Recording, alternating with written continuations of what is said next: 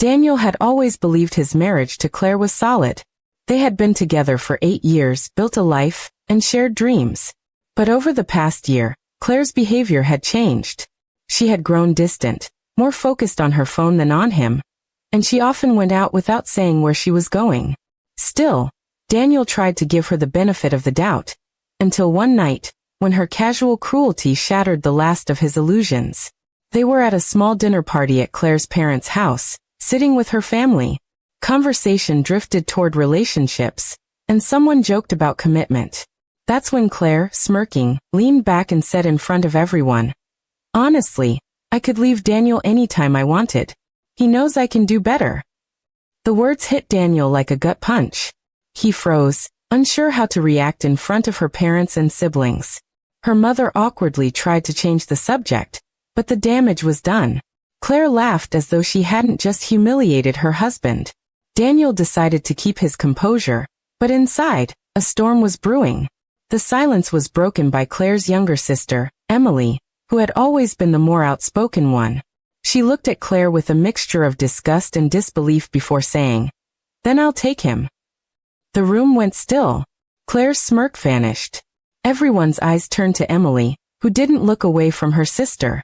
Emily continued, "If you don't value a man like Daniel, someone else will. And honestly, Claire, you've been acting like you don't deserve him for a long time." The statement hung in the air, sharp and unapologetic. Claire shifted uncomfortably, but Emily wasn't done.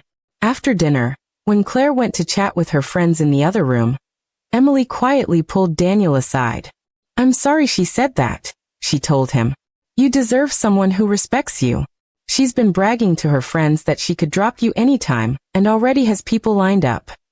Daniel's chest tightened, so it wasn't just a careless joke. That night, Daniel stayed awake, thinking about his marriage and how far things had fallen. He remembered the early days, how Claire used to look at him with love, not contempt. But now, the trust was broken beyond repair. Her comment was not just disrespect, it was a declaration of how little she valued him. A week later, Daniel confronted Claire. She brushed it off, calling it just a joke, but her tone was dismissive. "Don't be so sensitive," she said, scrolling on her phone. That was the moment Daniel knew it was over. She didn't care enough to apologize, let alone change. Daniel began making quiet preparations. He met with a lawyer, moved half of their joint funds into a separate account, and found a temporary apartment. He didn't tell Claire. He wanted her to feel the consequences of her arrogance. When the day came, he left a note on the kitchen counter. Asterisk, "You said you could leave me anytime. I'm just saving you the trouble." Asterisk, he packed his things and walked out without looking back. Claire called him repeatedly, but Daniel ignored her.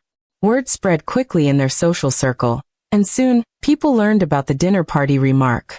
Her reputation took a hit, and the sympathy was squarely on Daniel's side. Emily reached out a few weeks later.